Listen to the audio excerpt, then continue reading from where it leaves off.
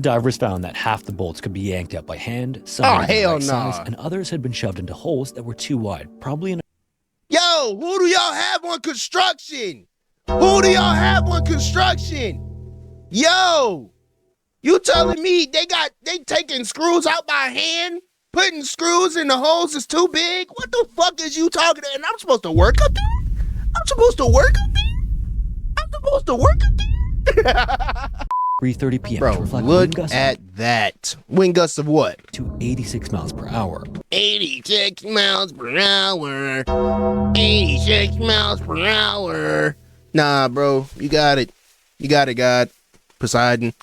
Whichever one of y'all motherfuckers doing this dumb shit, please stop. 30 minutes later at 4 p.m.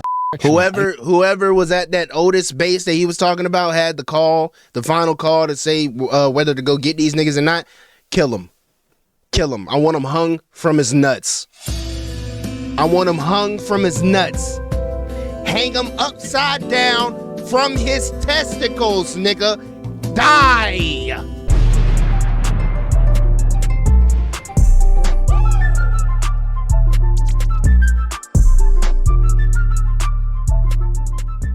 And welcome back to another video on the BryceDaBadger channel. What was that? What was that, bro? I'm doing weird shit because my camera don't work. Welcome back to another video, y'all.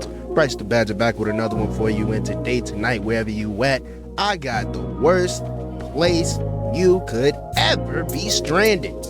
Texas Tower 4. I have no clue what this Texas Tower is for. You see what I did there? You see what I did? My bad.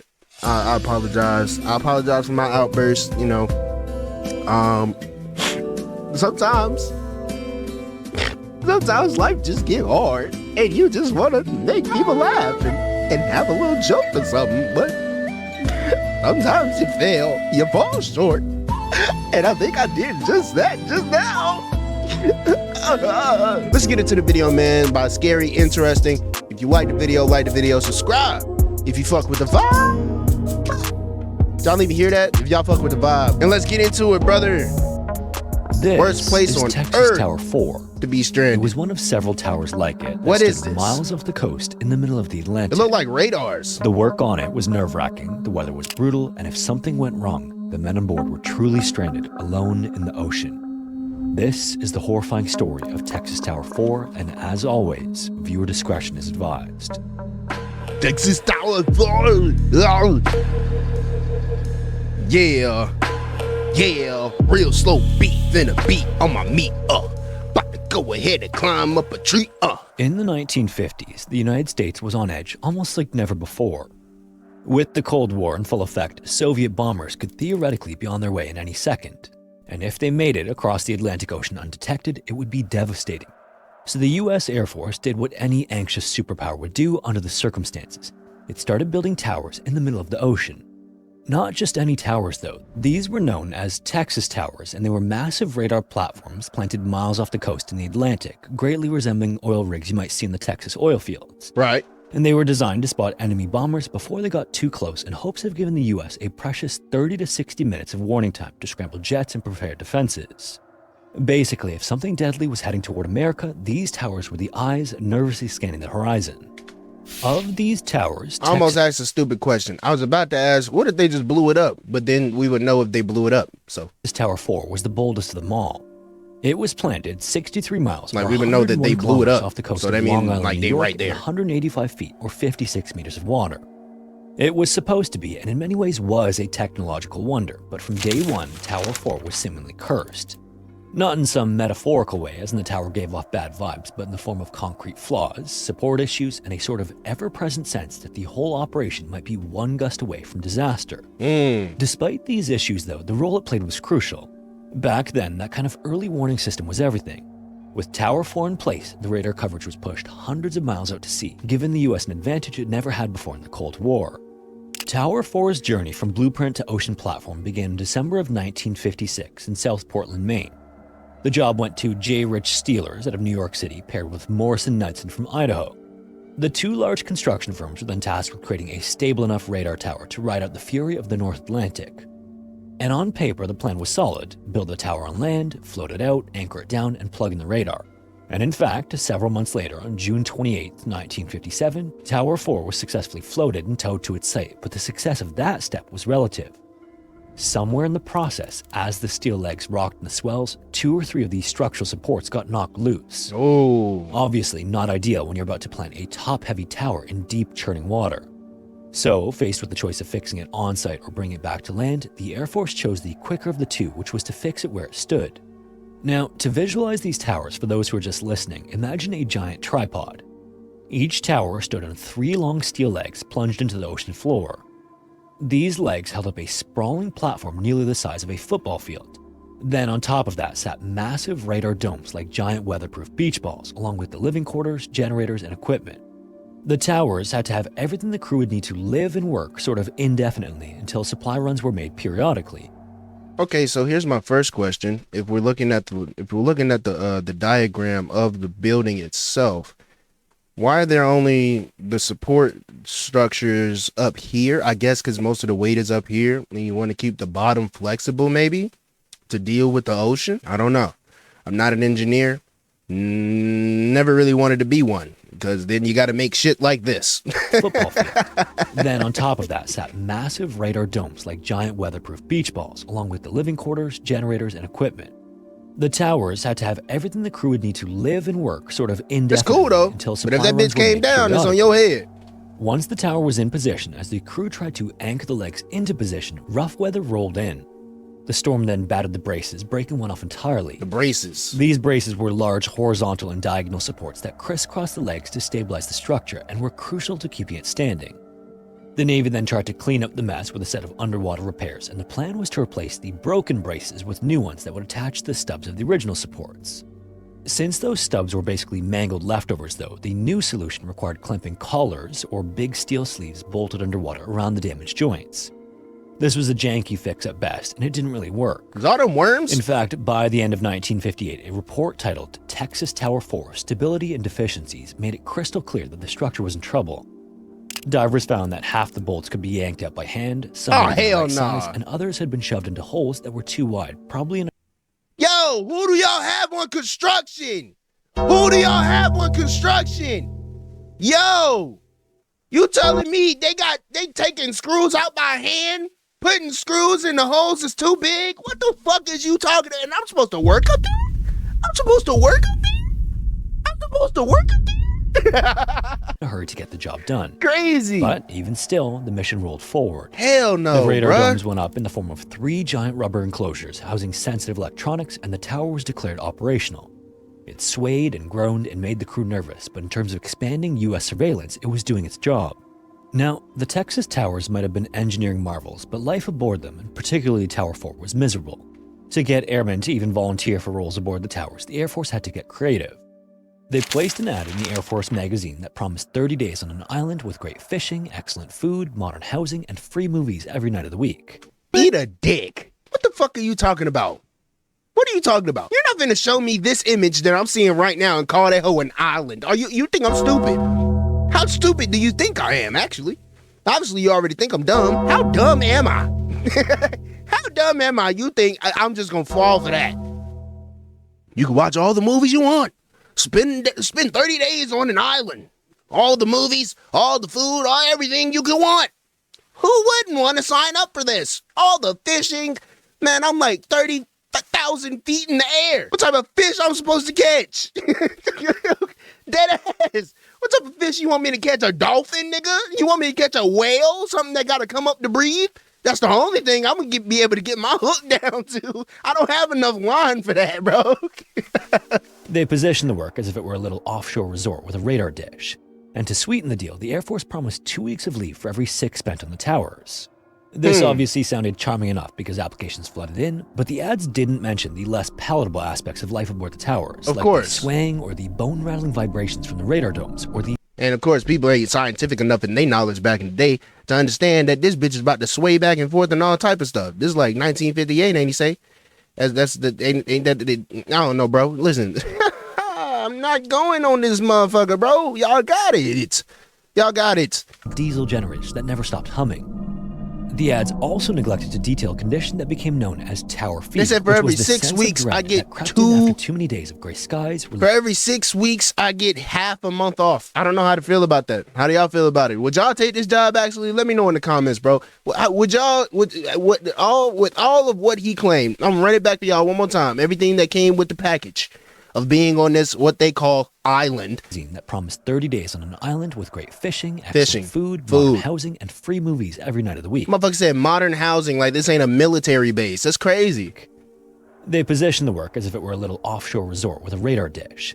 And to sweeten the deal, the Air Force promised 2 weeks of leave for every 6 spent on the towers. All right, now y'all heard everything, plus the swaying and shit. Would y'all take the job? Let me know in the comment section. I don't have like a Jeopardy sound on my soundboard, so yeah, just let me know, bro.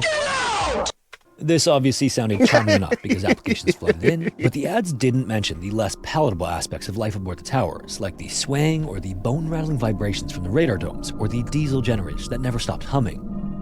The ads also neglected to detail a condition that became known as tower fever, which was the sense of dread that crept in after too many days of gray skies, relentless wind, and no way off. This was probably worsened by the fact that the tower structure wasn't just unstable, it was noisy. The steel legs that were plunged into the ocean amplified distant groans and booms, transmitting them upward like a massive tuning fork. The whole thing was alive with the sounds of creaking metal and the occasional unsettling rumble that reminded crew just how far from shore they were. Even when things were calm, and they rarely were in the North Atlantic, getting to and from the tower was a logistical nightmare. Helicopter flights were dangerous enough that choppers were always sent out in pairs. Look at all that One would land on the rain. platform while the other hovered nearby, just in case the first one went into the ocean. Damn. And on bad weather days, which were common, the choppers didn't show up at all. And then there was the donut. This was an improvised boarding system straight out of Eat a dick, eat a dick, eat a dick, eat a dick, eat a dick, eat a dick. That's a raft. That's a tube. Eat a dick. I'm good. Nah, bro. cartoon. Picture yourself in a massive inner tube from an aircraft tire dangling from a crane high above the waters. You'd grab on, hold tight, and hope for the best as it was lowered or even dropped down onto a violently rolling ship. As you might imagine, even seasoned sailors and airmen wanted no part of it. Despite these risks and the isolation though, there were also genuine attempts to boost morale and keep it high. Hobby shops were cobbled together on board, pizza parties and barbecues were held, beer rations were handed out, and yes, there really were movie nights. But the charm wore off fast when the walls were vibrating and the foghorn, the world's largest by the way, was blasting in their ears every 29 seconds on foggy days. Damn! Suffice it to say, sleep was tough to come by for those stationed on the towers.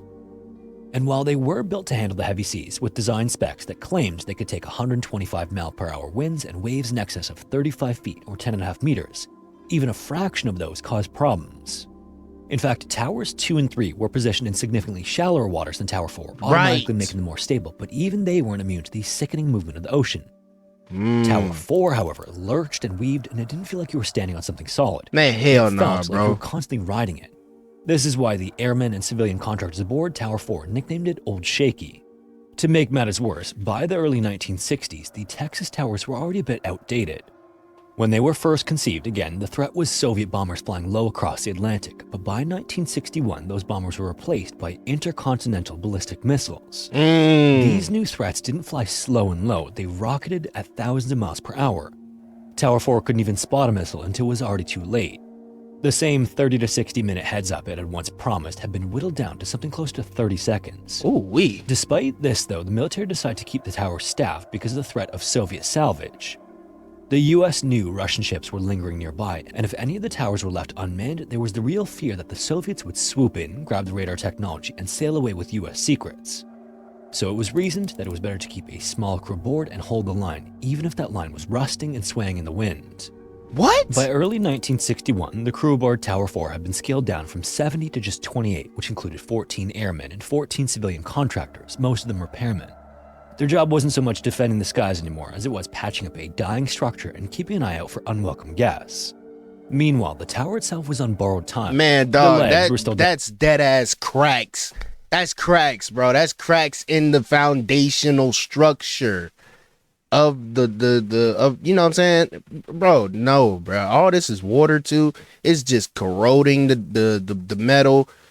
I guess all these are barnacles. Bro, this is crazy. Damage from storms years earlier, and the retrofitted repairs hadn't held up, but the big blow came in September of 1960 with Hurricane Donna. The storm hit the tower. Oh my God!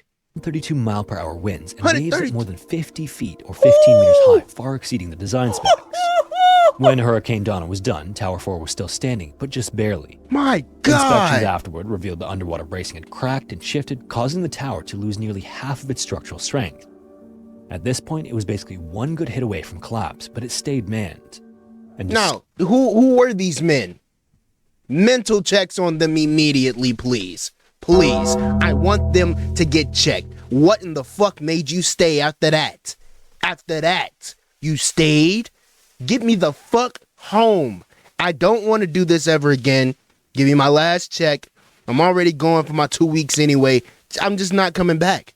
I'm just not coming back, bro. You, man. Disturbingly, everyone was aware of these issues and knew it wasn't safe. They didn't need a fresh inspection report or a team of divers to tell them that, though. Just living on it made it obvious. It started creaking more than usual and swaying wider than it had before. They must have signed a contract In or fact, something. the crew would often even joke with one another and warn that no one should ever shave with a straight razor on board.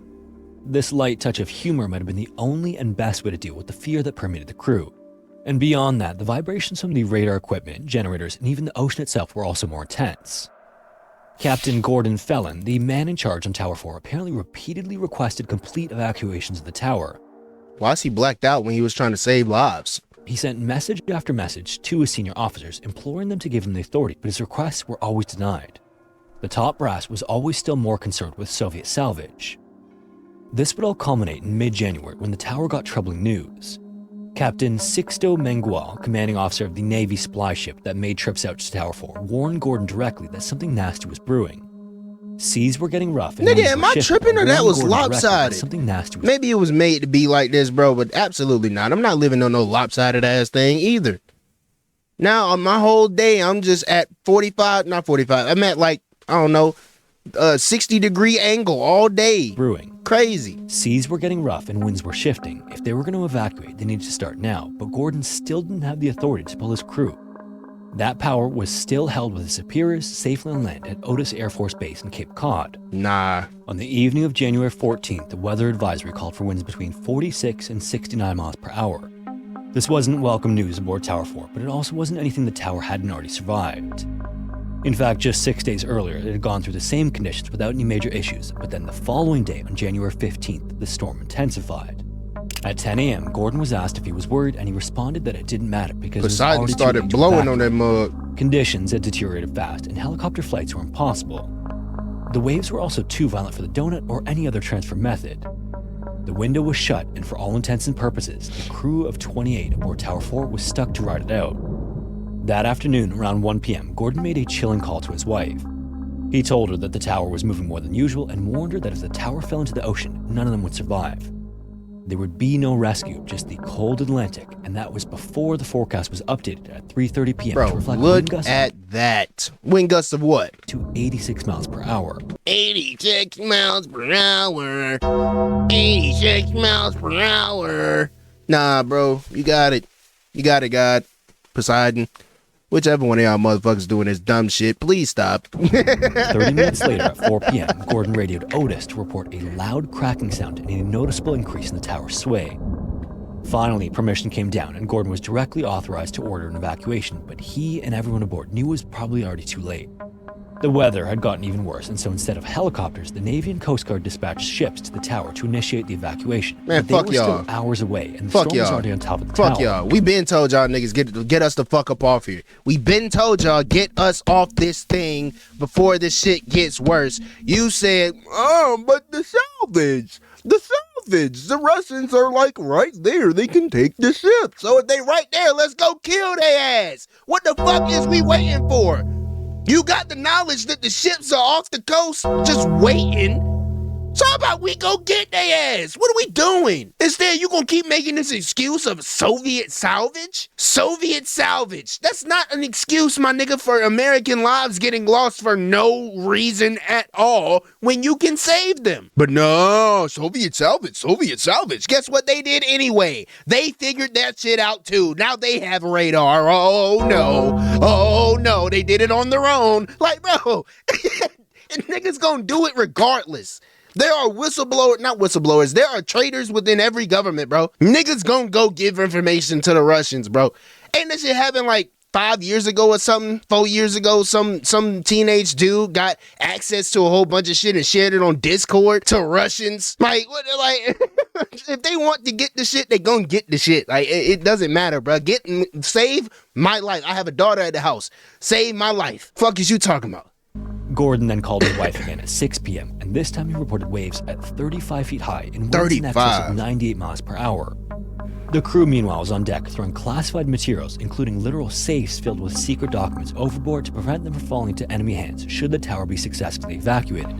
Then, at 6:45 p.m., Tower 4's final distress call crackled across the radio, reporting that the tower was breaking up. Damn. About 15 minutes later, Gordon radioed Sixto one last time and warned him to get the ship to the safety of port somewhere as quickly as he could. Sixto then reluctantly agreed, knowing that it was the right move, and wheeled the supply ship around. He then intently watched the radar blip representing Tower 4 on the screen in front of him until 7:28 p.m. when it completely vanished. The entire structure had collapsed into the Atlantic, taking all 28 men with it. Damn! Not a single man survived. So that's why he's blacked out. Fuck, bro. When Tower 4 finally slipped beneath the Atlantic, it left a wake of outrage, confusion, and grief that stretched... Whoever was at that Otis base that he was talking about had the call, the final call to say whether to go get these niggas or not. Kill him. Kill him. I want him hung from his nuts. I want him hung from his nuts. Hang him upside down from his testicles, nigga. Die. You don't deserve to live anymore, my nigga. You took 28 lives for no reason. You could have gotten them up out of there way before this storm started. You said, the Soviets though, the Soviets, they like right there. They gonna take the documents. They gonna take the technology. So instead of going to kill the Russians, you killed Americans. How do you feel now, you dumb fuck? Icy waters off Long Island all the way to the halls of Congress. At Otis Air Force Base, where the tower had been monitored and managed, the response was fast, but far from comforting. A board of inquiry was convened immediately, and it didn't take long for heads to start rolling.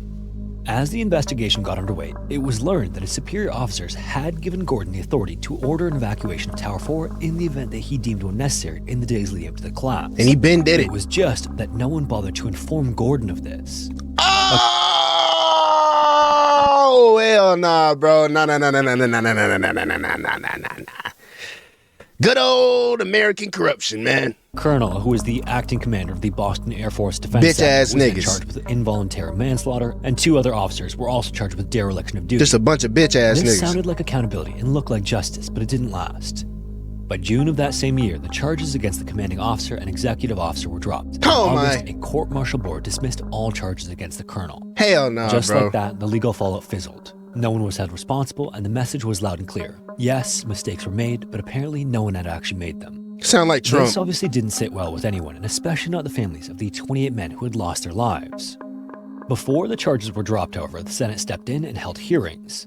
This time, the conclusion pulled no punches. Human error, the committee said, was at the heart of it all.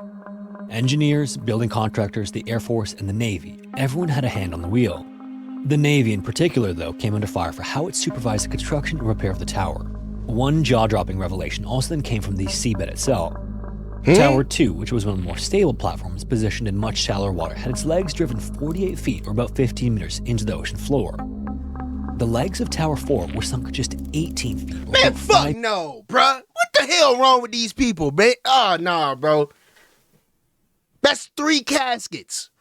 That's 3 caskets deep. I want y'all to, like, just visualize, because you go 6 feet into the ground, right? Your casket is about, what, 2 feet tall? Wow, that math was ass.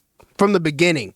I said 3 caskets. I tried to, all I know is you go 6 feet in the ground, bro. They went 2 more 6 feet deeper than your body will be when you die. I don't understand that one. That's stupid. Yo, y'all had 40 more feet to go and you said, we're done. What? Meters into the sandy bottom. That was all, less than half the depth and sitting in far deeper, more treacherous water. It was like building a high-rise on wet sand and then being surprised when it tilted. Meanwhile, back in the civilian world, the public was left with the haunting question of how this could have happened. How could a tower built with the express purpose of saving lives be the cause of so many deaths? Unfortunately, there were no satisfying answers, just a series of shrugged shoulders, legal loopholes, and No, I don't quietly know. I reassigned don't know. careers. I don't know. In the end, Ask him. Texas I don't Tower know. 4 Ask became a him. symbol not of Cold War might, but of what happens when bureaucracy and faulty engineering collide in a place where failure isn't an option. Today, what's left of Tower 4 still rests on the ocean floor, 185 feet below the surface. The sea is deep enough to keep casual divers away, but shallow enough for experienced wreck divers to explore it, if they're brave enough to descend into the graveyard. Because there's bodies The wreck down has there. since become part of the sea floor, colonized by marine life, but if you know the story, it's impossible to look at those remains without feeling the weight of what happened there. And for decades, most people forgot about the Texas Towers. They were a Cold War experiment that never really worked, pushed aside by better technology, but Tower 4 left a scar. The men who died out there didn't go down in battle. They weren't lost in a firefight or taken by enemy hands. They were just doing their jobs, following orders, and trusting that someone somewhere had made sure that the ground, or in this case the platform, was solid beneath their feet. Taken by their own government, bro. That's so ass, bro. That's so ass. And nobody got penalized at all. People got charged and then they took the charges off, bro. That's so crazy, bro. That's so... I hate this country sometimes, man. I love the thought of it. The idea of America, excellent, man. Y'all was killing it with that one. The execution, holy hell. Holy hell. This has been a horrid experiment as to freedom in this world, bro. Anyway, bro. Y'all like the video, man. Subscribe if y'all fuck with the vibe. Again, original video is in the description. Go like theirs and subscribe to that channel as well, because obviously this was high quality content. Learn something every day if you can, you know what I'm saying? Even if it is some morbid stuff like this, we do need to understand that this stuff does happen, that the government is not to be trusted, okay? That needs to be understood first and foremost. Y'all have a good one, bro. Peace.